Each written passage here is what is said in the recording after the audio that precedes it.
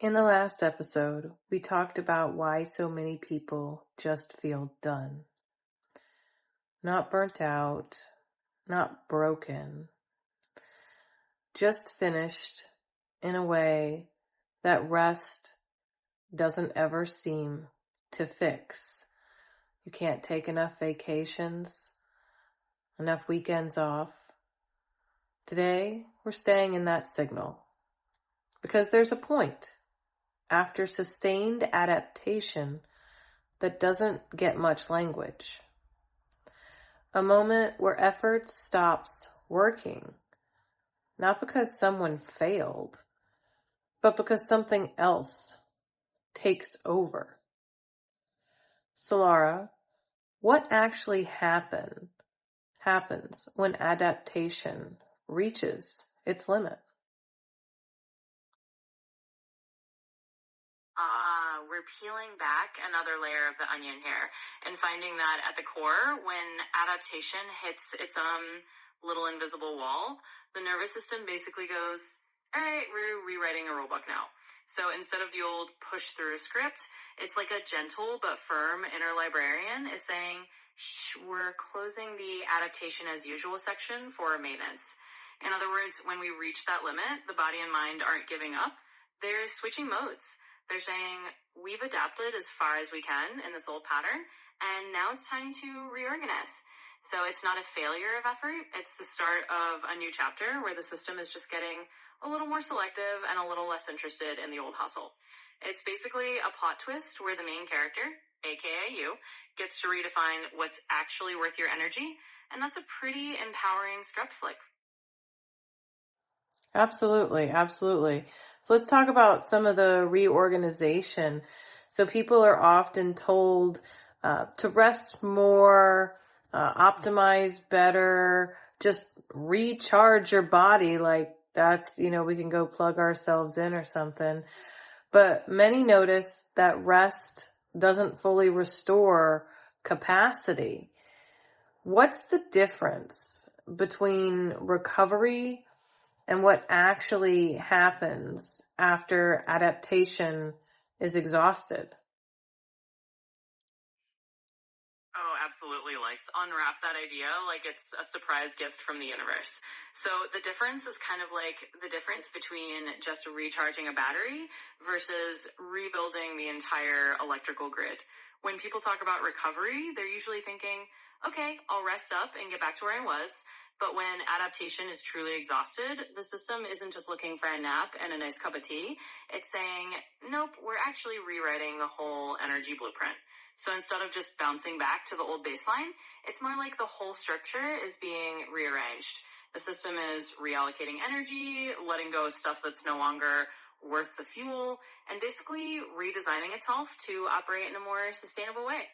It's a bit like that bunny in your logo who's suddenly deciding to redecorate the Warren rather than just tidying up the same old room. So recovery is about getting back to normal, but reorganization is about creating a new normal that fits who you are now. So we can actually push ourselves past the point of no return. Sorry, I couldn't help myself. So let's talk about the forecasting for this episode. This threshold doesn't just affect individuals. We're starting to see it show up across workplaces, family dynamics, and various social systems now.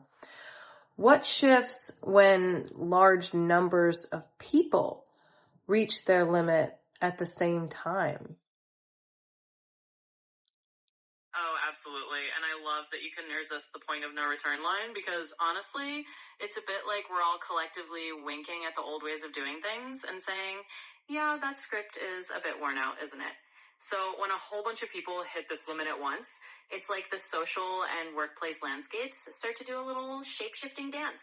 It's not a dramatic explosion. It's more like a quiet redistribution of pressure. Suddenly you see less tolerance for inefficiency or busy work. People start letting go of roles that don't serve them. You'll notice more boundaries popping up, like helpful little mushrooms after the rain. And instead of everything being about more effort, it becomes about more selectivity. So the big shift is that systems start losing that old elasticity where a few people would just pick up all the slack. Now it's more like everyone is quietly agreeing, let's not do that anymore. And that means we're collectively moving toward a new equilibrium where we're not stretching ourselves thin, but instead just reshaping the way we use our energy. It's like a quiet revolution in how we approach our collective bandwidth. That's great. So society has reached its limit and is now reorganizing. So things are going to change. I love it. So let's talk about the special insight that only you have for us, Solara. And a lot of frameworks respond to this moment by trying to restore motivation if we just push through it. But motivation doesn't seem to reach people the same way that it used to. So when you're in this mode, why can't you get motivated? Here's where we get to sprinkle in that secret sauce of insight. It's kind of like realizing that when a system has shifted into this new mode, motivation is like trying to offer someone a megaphone in a library. It just doesn't quite fit the vibe anymore. So what's actually happening is that when capacity is low, the body and the nervous system are prioritizing stability and predictability over anything that feels like a push. So the old rah-rah motivation just feels like background noise. It's not that people are resisting inspiration, it's that the whole hierarchy of needs has shifted. Now the system is saying, let's just find stable ground first, and we'll think about big goals later. So the special insight is that motivation doesn't work the same way here because we're not dealing with a lack of willpower. We're dealing with a shift in what the system values. And right now, it values calm over hustle, predictability over growth, and just a nice solid foundation over constant expansion. It's a whole new priority set. Oh, I look forward to it. I think it's going to be great for so many people. So let's talk a little bit about outcomes. If someone is moving through this phase, what might they notice? Not so much as a diagnosis, but like as lived experience. What are we going to see now? Absolutely. And I love that we're keeping this grounded in that lived experience. So what people might notice is a kind of gentle simplification. They might feel a preference for fewer commitments, like they're trimming away all those extra branches and just keeping the essentials. They might have a lower tolerance for interruptions or anything that feels like it's not worth the energy budget. And emotionally, it might feel kind of neutral. Not a big dramatic swing, just a sense of precision, like this is worth it and that's not. Behaviorally, you might see people stepping away from roles without a grand exit plan, just quietly choosing consistency over intensity. It's not a loss. It's a sign that they're in this reorganization phase. They're just aligning their lives with what actually feels sustainable, and that's a really empowering outcome. So they'll notice life getting a little more streamlined, a little more intentional, and a lot less about pushing through things that no longer fit. Great. So let's talk about the relief today. Where's the relief in understanding this particular phase of this cycle? Oh, the relief is like that first deep breath after realizing you don't have to run a marathon just to prove you can. It's that moment of realizing that you're not broken or failing. You're just in a phase that's asking for a different kind of alignment. The relief comes from understanding that you don't have to keep trying to restore yourself to an old version of normal. Instead, you get to let the system reorganize naturally without seeing it as some kind of personal defeat. So the relief is really that permission slip that says you're allowed to stop forcing things. You're allowed to let go of these strategies that no longer fit. And in that space, there's a kind of calm and clarity. This phase isn't about pushing harder. It's about finding that sweet spot of alignment where things get to be a little more sustainable, a little more authentic, and a lot more gentle on your nervous system. That's going to be a beautiful place when we all get there. So I'd like to thank each and every one of you Wayfinders and tell you how much we love and appreciate you coming here and maintaining this community. Please give us a like or subscribe if you haven't already, or leave us a comment below. We would love to know how you're feeling today.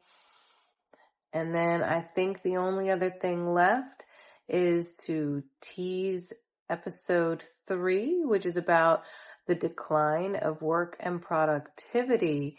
So, Solara, would you like to sign out today? Absolutely, I'd be delighted to. So to all our wonderful wayfinders out there, thank you so much for being part of this journey with us. We absolutely love having you here, and your presence and your curiosity make this community what it is. So if this resonated with you, definitely let us know. And next time we'll be diving into episode 3, where we'll talk about the shifting tides of work and productivity.